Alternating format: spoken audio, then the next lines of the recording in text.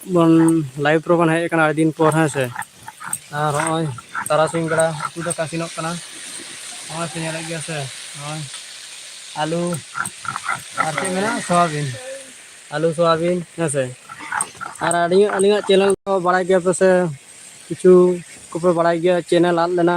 ओना खातिर ब्लॉग को बांग हिजुक कान तना शॉर्ट को है से और ओना चैनल दो हा नाम रुवर कना नाम रुवर कना पटाबी ला हलो ओना खातिर बालिंग बड़ा चो कादिना और नोते रे गेडे को तपांग कना काटी उदु आपे कनिया नुकिन आलर गेडे और सिम आडी जोर किन रागिया बना हर ए गेडे और सिम किन तपांग कना नेल दपे तो चिके को तपांग कना देर गुड के देखिन नुइटा सिम और नुकु गेडे कुठिन को तपांगा आडी जोर आडी जास्ती और आडी गान के पे लई थाना जे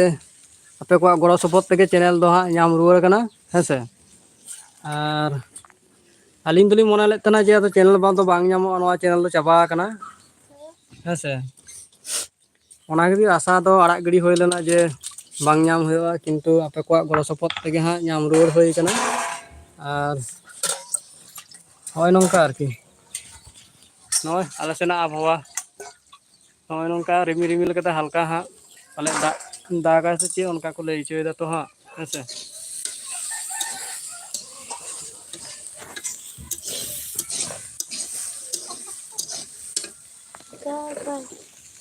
चे मा सांग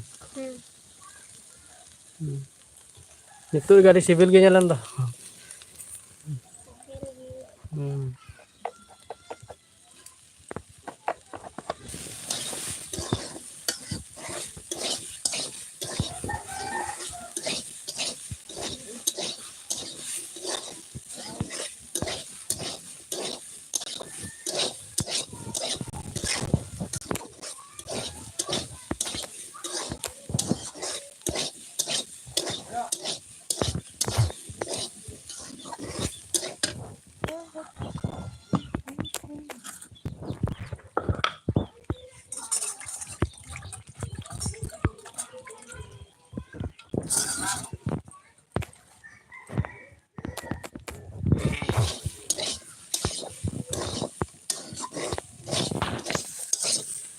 जोहार गे गति को जोहार गे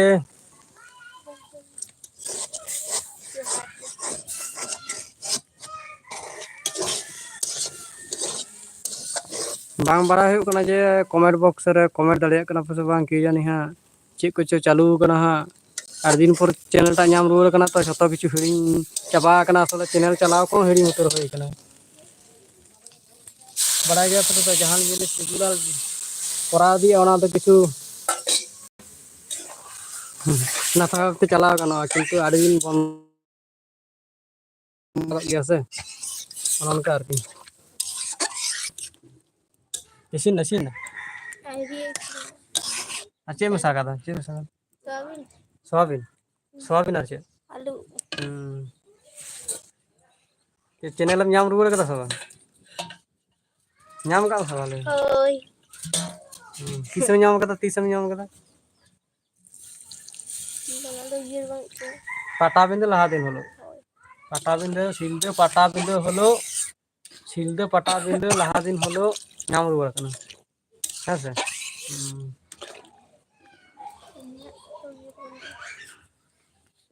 आड़ी आड़ी समस्या चिके लगे हैक लेना से चिके लेना आड़ी समस्या खातिर बुझे होयो कान थाना आरकी